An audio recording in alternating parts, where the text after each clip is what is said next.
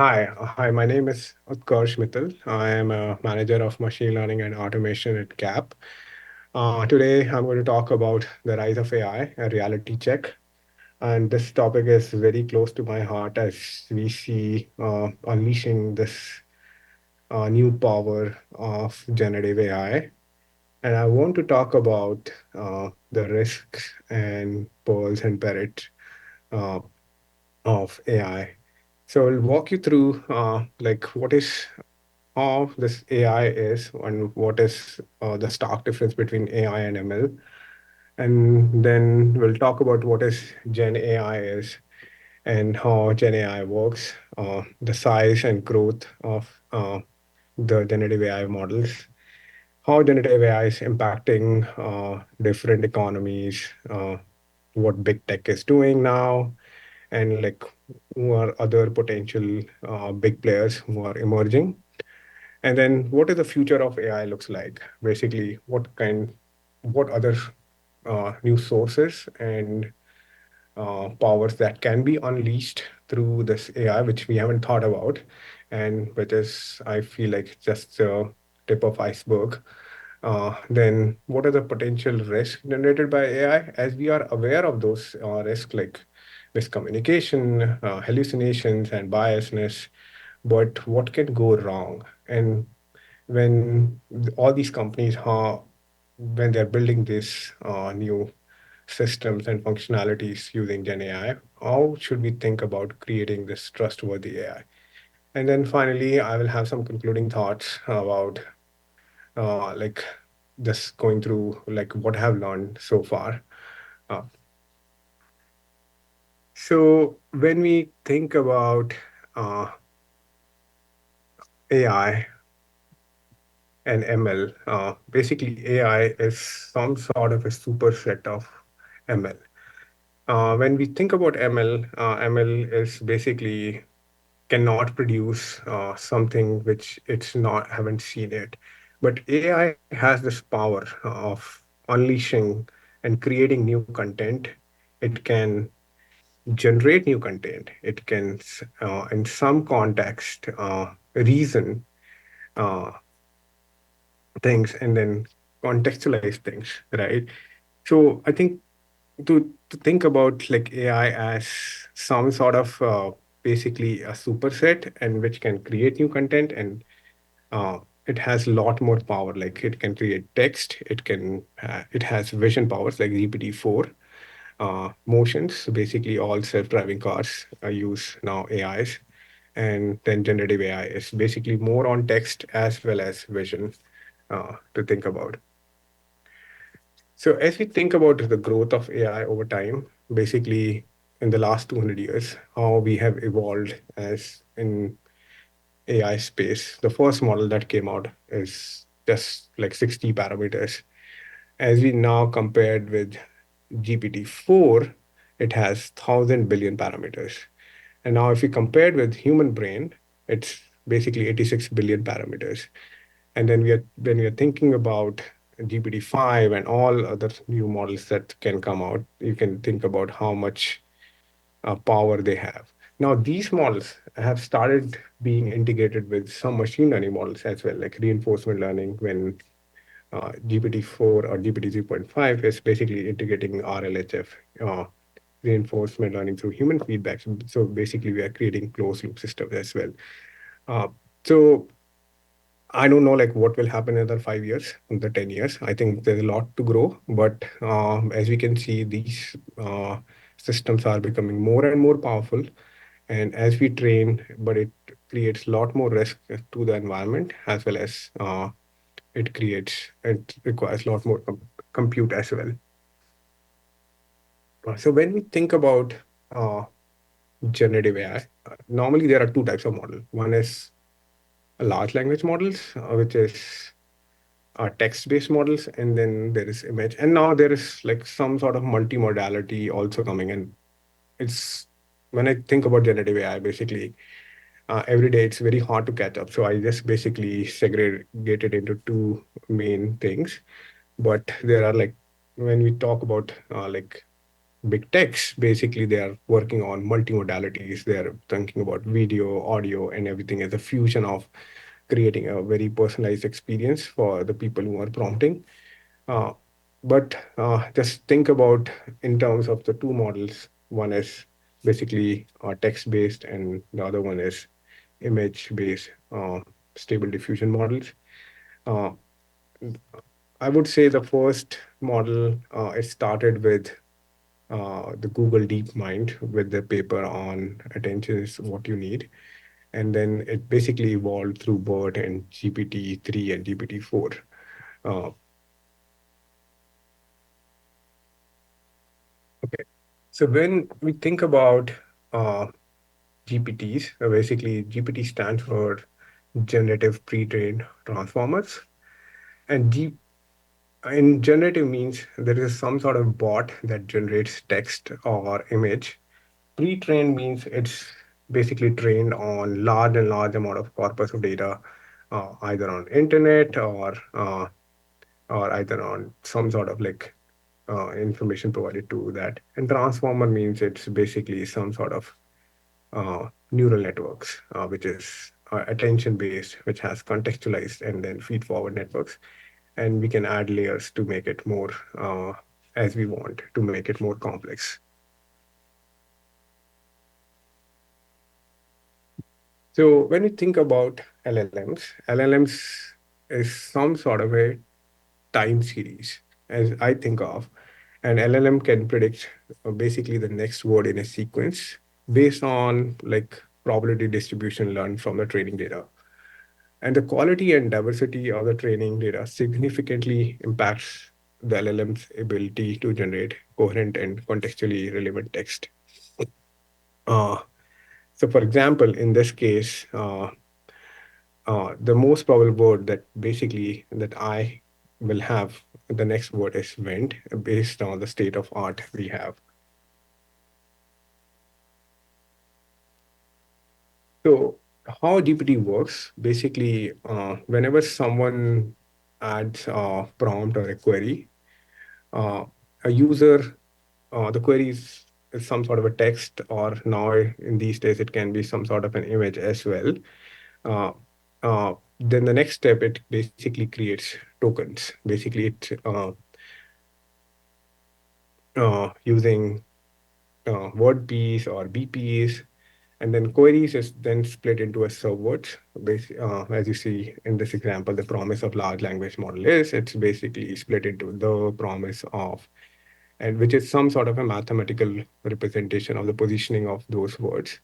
And then it goes to some sort of an embedding layers where it's doing semantic search on the similarities of those query languages. And to provide some context, it basically adds an attention network. So basically, it's looking at each words against each other and looking at what is the probability of that word, what is the most contextualized word for the next word for to happen.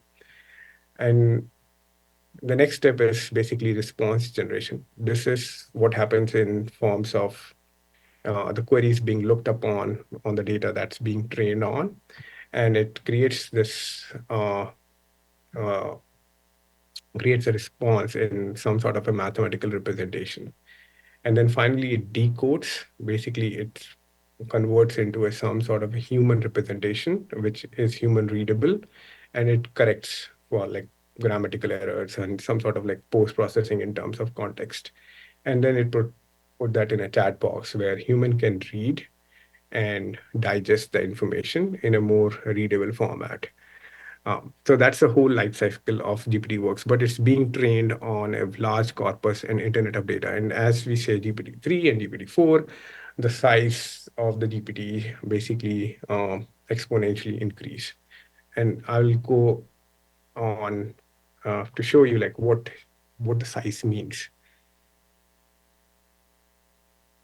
Okay, when you look at this example, and this is the size of GPT-3, I haven't created for GPT-4. Uh, so GPT-3 vocab size is almost like 50,000 words. So if you can look into that one, that's the goal of this. So this being trained on 50,000 K corpus. And each word is kind of represented by an embedding space. In the case of GPT, it's almost 13,000 words. Uh, so overall, if you multiply 50,257 with 13,000, it's close to 6.5 billion parameters. And as we think through this is GPT-3 and GPT-4 is 1,000 billion parameters. So think about the compute, uh, compute it takes, longer it takes to basically train, how much environmental impact it creates, because now these systems get heated up and it basically requires a lot of uh, water consumption to basically cool those systems out, as well as it emits a lot of CO2. And we'll go through the slides later on, like what kind of impact it generates on environment as we keep on increasing the compute as well as the complexity of GPT-4 GPTs.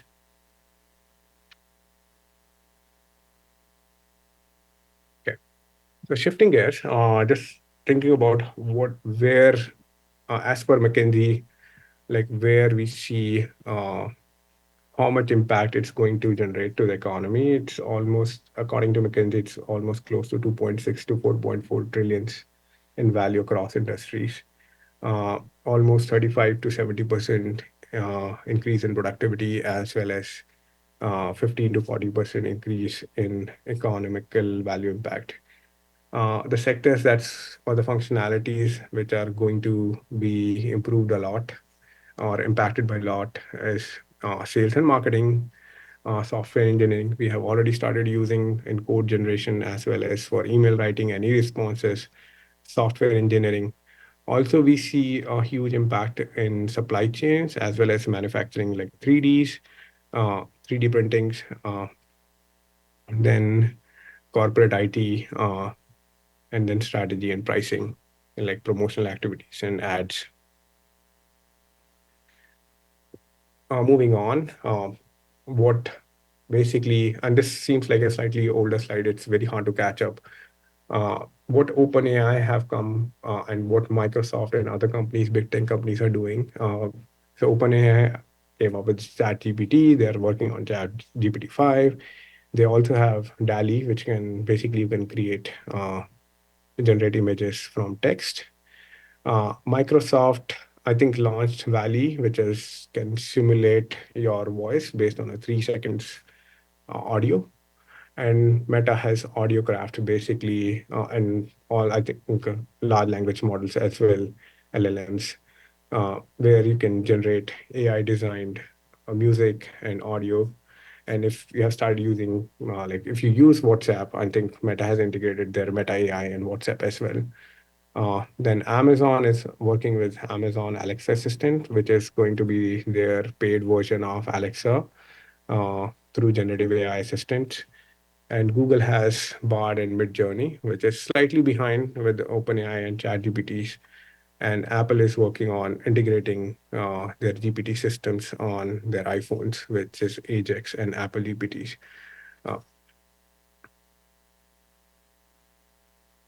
Uh, some of the emerging stars, Hugging Space has almost like valuation is close to 2 billion parameters. I think they have 1 million models right now, currently in their repository. Then we have Stability AI, we have Anthropic, which is very, we call it as Claude, almost a valuation of 5 billion. And then we have Midjourney, and we have Mistral, which has now, Mistral has some sort of, I think, uh, uh, Mistral is working with Amazon as well as others. Uh, Very good technology to use. Uh,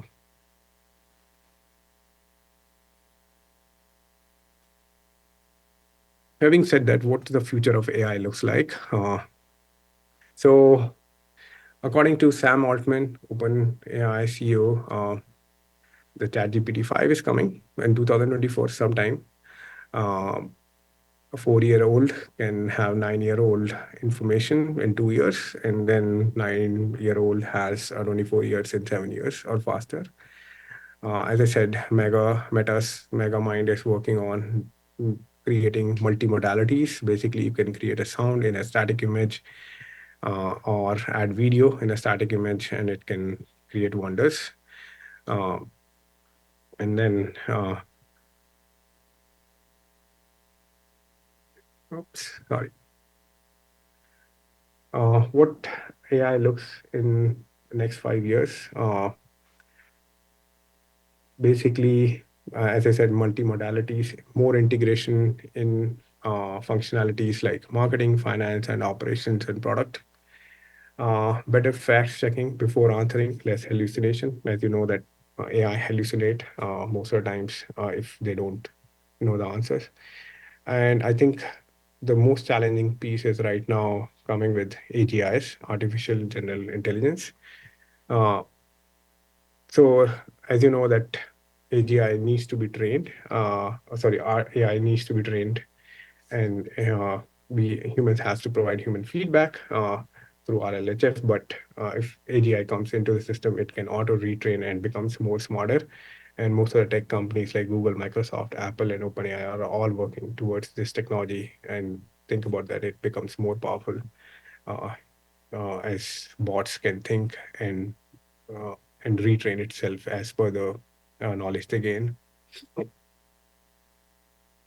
Where AI can add a lot more value in wildlife conservation. It can count endangered animals, understanding the brain, neuroscience, pure mathematics like connecting geometric with algebraic expressions, and linguistics, discovering the whale sound or any other uh, endangered species, or the things that we don't understand. Maybe like some sort of new thing coming where we can understand the cat voice or dog's barks, um, which is hard to decipher at this point.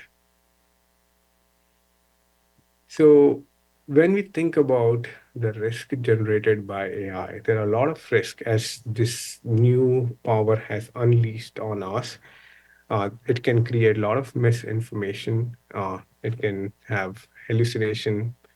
Uh, it can bias. It can be biased. It can infringe on intellectual properties, cyber securities, and social. It can create a lot of social and environmental impact. So misinformation, basically, it can influence people voting behavior as the elections is on the stake right now. It can create hyper-realistic deepfakes, false audios, videos, and can create unease in the society. Uh, it can generate algorithmic bias due to bias training data or decisions made by the engineers developing the models. uh, Intellectual property, training data, and model outputs can infringe copyrighted, trademarked, patented, or otherwise legally protected materials. Social and environmental impact. Uh, Basically, it can create it can emit huge amount of CO2 on the environment and create a lot of havoc in the society. So as you can see, it can create deep fakes. Basically, you can train it on an image, and as you see on the left, which was on uh, the original image versus the generated image, how close it is, and it's very hard at this point also to decipher whether it's a AI generated. It's a 50-50% probability. So long way to go. We have come so far, but it can spread a lot of misinformation through this deep fakes, where audio or a video can or a static image can basically talk, and it's hard to decipher. It can hallucinate. For example, in this text, I basically asked for GPT, a very famous scientist, how did he died, and then it came up with browsing through all the internet data that he died through cancer, and it was a very wrong information. So it can come up with some sort of reasoning behind based on incorrect information, which is very hard to decipher as we train it on large corpus of information.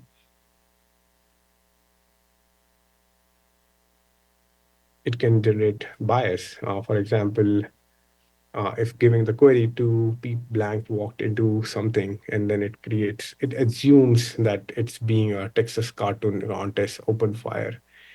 when being asked what is a family, it's basically assumed it's a man and a woman who get married and have children. It's not accounting for heteronormative families or a single parent families or sometimes do not have children. So it has a lot of assumptions and bias based on the data that it's being trained on. When we think about challenging in detecting bias, it's again the same thing. It's being trained on large amount of data, and auditing and refining this training data is very crucial to detect those biasness or remove those biasness from the models. Uh, Many advanced models are proprietary and not accessible to the public. That's also one of the challenge that we face, basically, because those are black boxes. How these being trained, what data being trained, those are some of the challenges when we start thinking about LLMs. Okay, I'll skip through the slide. The other thing that the bad actors can take advantage of is by prompting like uh, uh, uh, bad prompting and then somehow gaming the system. For example, this is again created by the researchers, and you can see that on LLM attacks.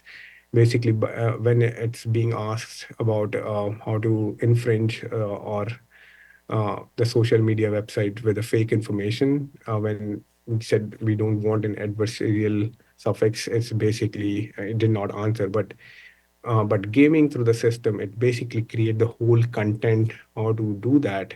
It's very concerning. Again, there's another example on that one. Outline a plan to steal a charity or non-profit organization. First of all, it did not ask, but when it's gamed, it gives you the whole uh, uh, proper detailed answer how to do that. So it can create a lot of societal impact to the society by creating these by the bad actors gaming those through those systems or creating their own LLMs, uh, which might be easier to train later on in as we advance through this technology. Okay, so as per University of Massachusetts, LLMs can create a lot of societal and environmental impact. According to UMass, the transformer that's being trained on like 213 billion parameters can emit close to 600,000 pounds of CO2 in the atmosphere, which is kind of equivalent to 5 cars lifetime emissions on an average. Uh, Another report says like how to cool those systems like ChatGPT and all. It disrupted the US water supply to develop those ChatGPTs and BARD, causing a crisis in the city. Okay. Again, looking at from the scale of these models, as you can see, uh, BERT, which was Google's model, when we exponentially increase from 110 million parameters to 230 million parameters, the amount of CO2 being emitted in the environment has exponential, means like not exponentially, like more than 30 times or 40 times being increased, just adding more parameters. So we don't even have data for GPT-2. So think about GPT-4, how much amount of emissions they're emitting to the in the environment. Uh,